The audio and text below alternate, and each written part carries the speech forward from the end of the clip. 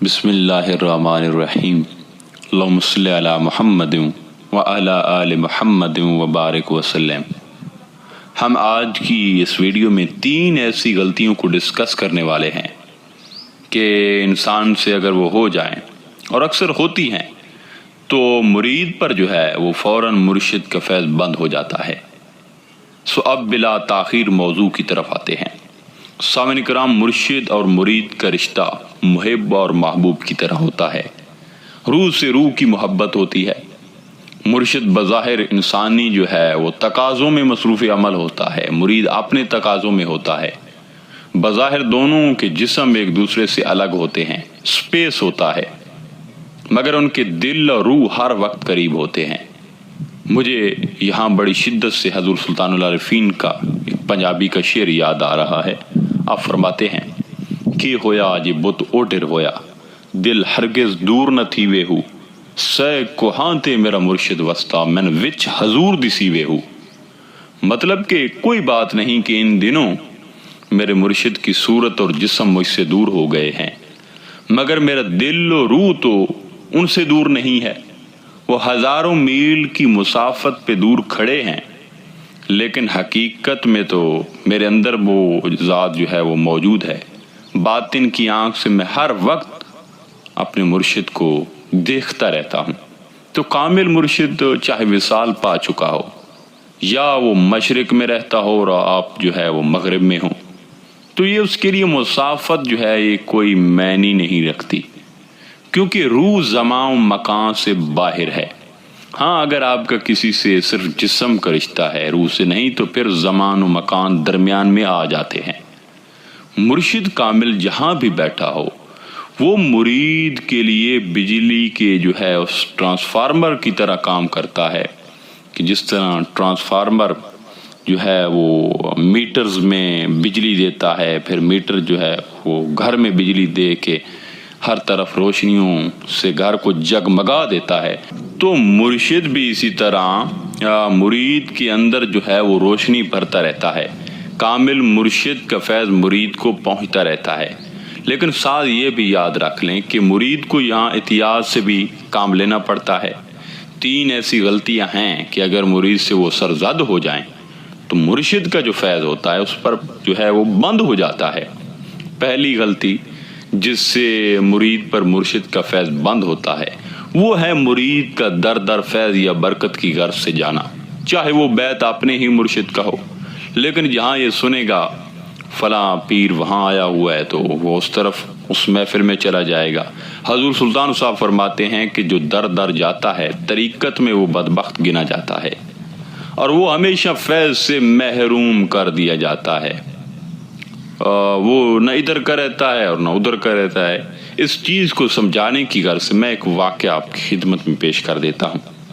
حضرت سلمان توسوی توسہ شریف والے آپ جانتے ہوں گے، ایک بڑے صوفی گزرے ہیں۔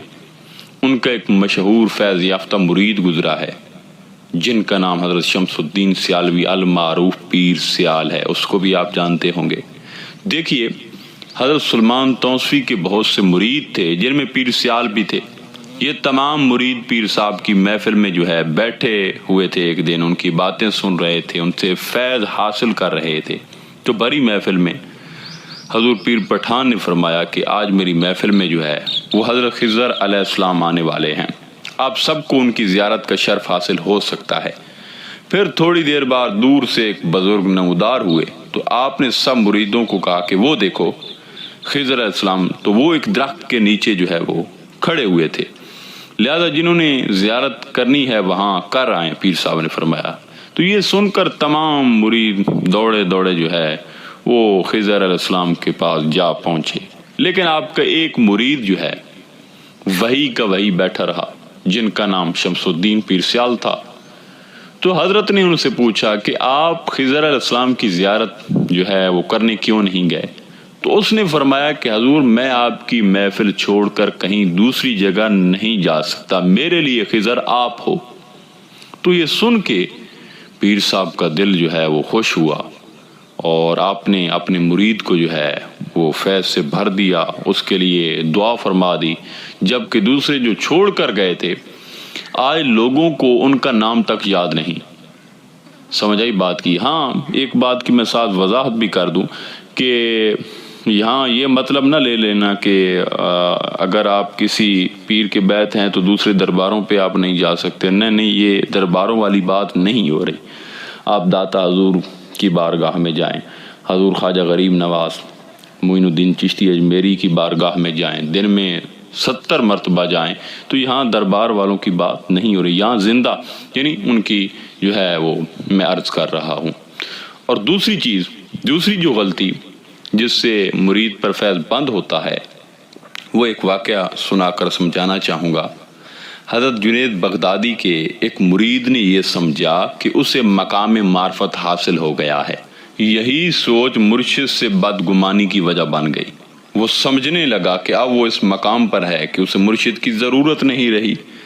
وہ حضرت جنید بغدادی کی جو ہے بارگاہ سے منہ موڑ کر چلا گیا. اس سے بدگمانی میں یہ سوچ آئی کہ اپنے مرشد کو اب آزماتا تو ہوں، اس کے پاس چلا جاتا ہوں، کیا وہ میرے گمان اور خیالات سے آگاہ ہیں یا نہیں. چنانچہ ایک مرتبہ وہ حضرت جنید بغدادی کی بارگاہ میں حاضر ہوا اور سوال ایک پوچھا. تو حضرت جنید بغدادی نے سوال سن کے فرمایا کہ کیسا جواب چاہتے ہو اس سوال کا، لفظوں میں دوں یا معنوں میں؟ تو بولا دونوں طرح. آپ نے فرمایا کہ لفظوں کا جواب یہ ہے، اگر مجھے آزمانے سے پہلے خود کو آزما لیتا تو تجھے جو ہے وہ مجھے آزمانے کی ضرورت محسوس نہ ہوتی. اور معنوی جواب یہ ہے کہ میں نے تمہیں بدگمانی کی وجہ سے تجھے جو ہے منصب ولایت سے معزول کر دیا ہے. یہ سن کے اسی وقت مرید کا جو ہے وہ چہرہ سیاہ ہو گیا اور وہ آپ کے قدموں میں گر گیا. تو سامعین کرام، بعض مرید مرشد کے متعلق بدگمانیاں کرتے رہتے ہیں. حتیٰ کہ حضور سلطان صاحب بھی یہ فرماتے ہیں کہ فقیر کا کوئی کام بھی حکمت سے خالی نہیں ہوتا. مرید کو مرشد کے جو تصرفات ہوتے ہیں اسے صحیح معلوم نہ ہوں تو اس موقع پر حضرت موسیٰ اور حضرت خضر علیہ السلام کے وہ واقعہ کو یاد کر لے. تیسری جو غلطی ہے جس سے فیض بند ہوتا ہے وہ ہے بے ادبی. سامعین کرام، تصوف تمام تر ادب کا نام ہے اور ہر مقام اور ہر حال کے لیے خاص ہے. جب کوئی ادب اختیار کرتا ہے تو وہ مرد کامل کے مقام پر پہنچ جاتا ہے، اور جو ادب سے محروم رہتا ہے وہ مقام قرب سے دور اور مقام قبولیت سے مردود ہو جاتا ہے. بے ادب لوگ، خواہ وہ اللہ تعالیٰ کے بے ادب ہوں، رسول اکرم صلی اللہ علیہ وآلہ وسلم کے بے ادب ہوں، صحابہ کرام اہل بیت کے بے ادب ہوں، اولیاء کرام، فقراء یا مرشد کامل کے وہ بے ادب ہوں، وہ دونوں جہاں میں معرفت الہی سے محروم رہتے ہیں، فیض سے محروم ہوتے ہیں. یہ پکی بات ہے. دعا ہے کہ اللہ تعالیٰ ہمیں ایسی تمام باتوں سے بچنے کی توفیق عطا فرمائے. انشاءاللہ تعالیٰ ملتے ہیں ایک نئے موضوع میں. تب تک اللہ